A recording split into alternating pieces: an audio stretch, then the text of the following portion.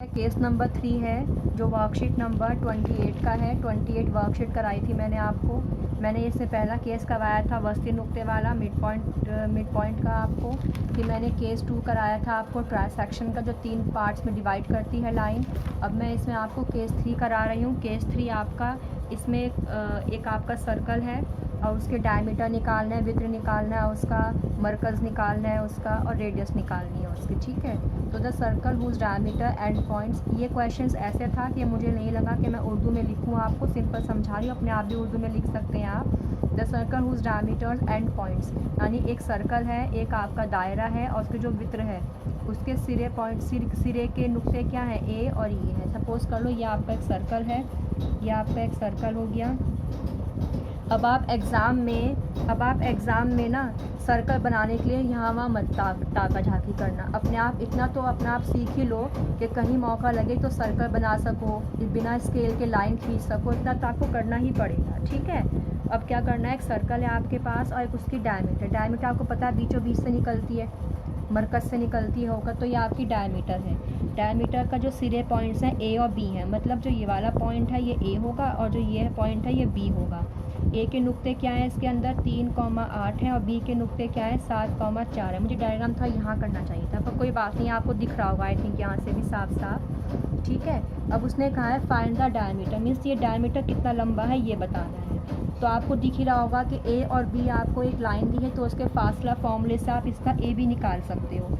तो मेरा पहला पॉइंट मैंने यहाँ लिखा है सेंटर ऑफ सर्कल, जो इसका जो मिड पॉइंट है, देखो सेंटर मीन्स मरकज़, जो इस ए बी का जो मिड पॉइंट है वो निकालना है। तो मैंने इस मिड पॉइंट को ओ दे दिया नाम और मैंने इसके एक्स और वाई नुक्ते मान लिए। मैंने आपको हमेशा बताई है ये वाली बात कि कोई भी आपको लाइन दी हो और उसके बीच में कहीं भी कोई भी पॉइंट निकालना हो तो उसके पॉइंट हमेशा एक्स और वाई ही मानते हैं। ठीक है, तो मुझे एक्स और वाई निकालना है। अच्छा, एक्स और वाई में यहाँ पे सेंटर वर्ड यूज़ किया है। सेंटर मतलब आपका सर्कल का सेंटर, मतलब मरकज़। ठीक है, और जो ये पॉइंट होता है हमेशा ये ए और बी को 2 बराबर भागों में तकसीम करता है, मतलब 1:1 होगा। तो mid point theorem mid point फॉर्मूले से आप निकाल सकते हैं ओ एक्स वाई। इसके नुक्ते क्या बनेंगे, x1 plus x2 upon Y, comma y1 upon ये।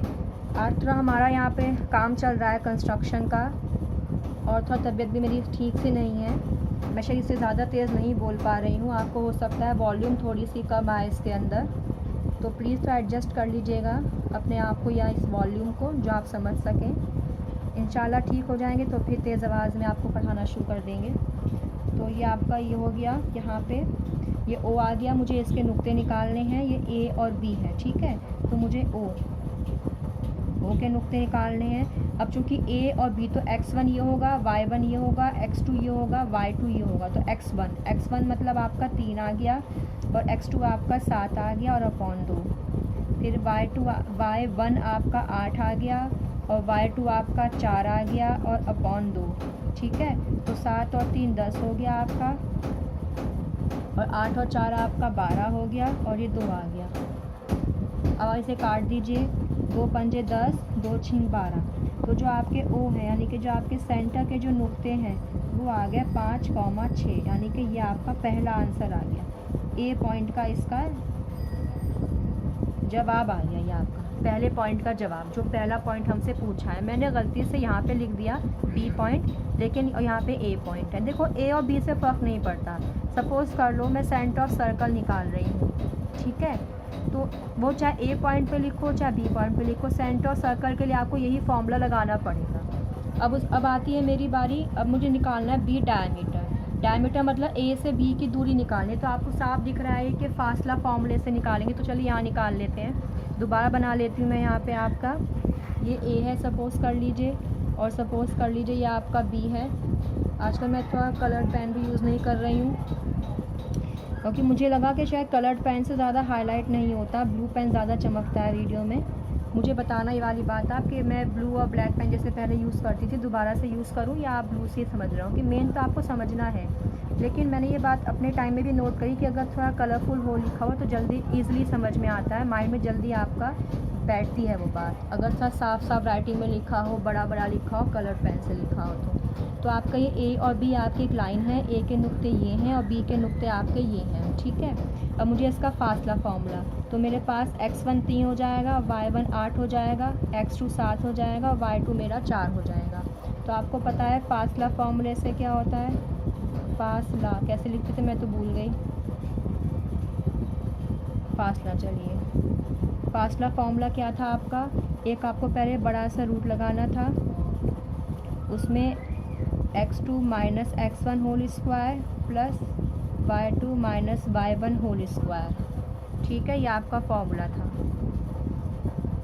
प्लीज़ समझ लीजिएगा क्योंकि मेरा एम यही है कि आपकी समझ में आ जाए, अदरवाइज़ वीडियो बनाने का, इतनी मेहनत करने का कोई फ़ायदा नहीं होगा। तो ये आपका रूट आ गया, फिर रूट लगा दिया मैंने यहाँ पे, x2 मेरे पास 7 है और x1 मेरे पास 3 है, इसका स्क्वायर प्लस y2 मेरे पास 4 है और y1 मेरे पास 8 है, इसका स्क्वायर।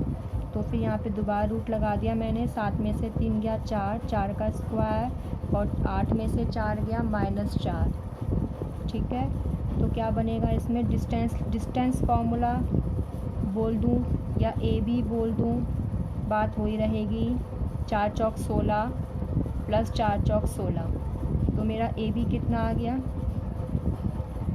16 16 कितना आता है 32। अब मैं यहाँ पे 32 को प्राइम फैक्टर्स कर देती हूँ, 2 एकम 2, 2 छींक 12, 2 अट्ठे 16, 2 चौक 8, 2 दूनी 4, 2 एकम 2, ठीक है। अब पेयर बना लो, ये 2 के पेयर, ये 2 के पेयर और ये 2 अकेला रह गया। इसका मतलब मेरी ए बी की वैल्यू कितनी आ गई यहाँ पे, 2 और 2, 2 और ये 2 बाहर ले लिया और ये 2 अंदर, इन 2 में से 1 2 बाहर ले लिया रूट के और इन दोनों में से 1 2 रूट के बाहर ले लिया और ये 2 अंदर आ गया। तो मेरे पास जो ए बी की वैल्यू आ गई 2 दूनी 4 अपॉन 2 यानी कि 4√2, या आपकी बी पार्ट का आंसर आ गया, ठीक है।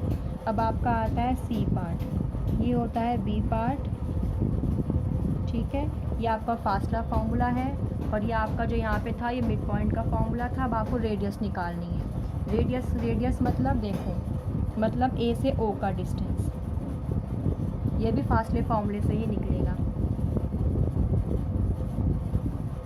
अब फिर आपको यहाँ पे एक लाइन बना देती हूँ मैं, ये ए है, ये ओ है, ए ओ निकालना है ना, तो सिरे के नुक्ते क्या होंगे, एक का ए होगा, एक का ओ होगा, सिरे के नुक्ते क्या होंगे ए ओ।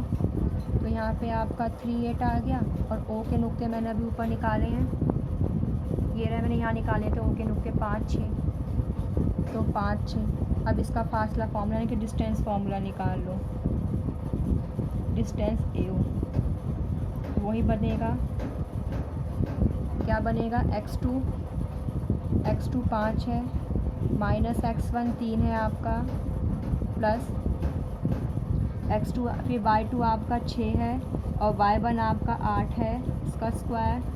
फिर आपने इसको खोला, 5 में 3 गया, 2 का स्क्वायर बन गया और 8 में से 6 गया 7 8, यानी कि फिर 2 का स्क्वायर बन गया।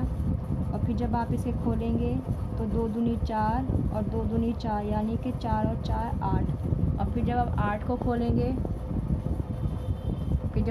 खोलेंगे, तो 2 चौक 8, 2 दूनी 4, 2 एकम 2, यानी इनका पेयर बन गया।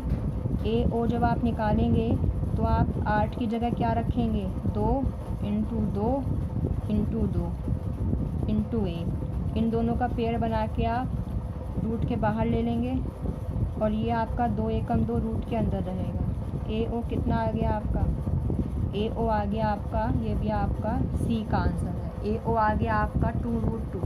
तो ये आपका क्वेश्चन है जो मैंने कराया है, केस नंबर 3 है, ये आपका लास्ट एग्जाम्पल है इस एक्सरसाइज का। फिर आगे क्वेश्चंस आपके अनसॉल्व हैं। पहले आपको यहाँ पे डायमीटर का ये एंड पॉइंट्स दिए थे, इनका डिस्टेंस निकालना था, आपने निकाल लिया फासले फार्मूले से। बीच का निकालना था नुक्ता आपका सेंटर आपको पता है मिड पॉइंट होता है, तो आपने मिड पॉइंट के फार्मूले से निकाल लिया। फिर आपको निकालनी थी रेडियस, तो रेडियस के लिए आपने ए ओ की लाइन ली और उसके सिरे पॉइंट्स लिख दिए और फिर आपने फासला फार्मूले से निकाल लिया, ठीक है। ये आपका हो गया केस 3। 28 वर्कशीट चल रही है आपकी। अब आपके आते हैं क्वेश्चंस जो मैं अब कराऊंगी आपको।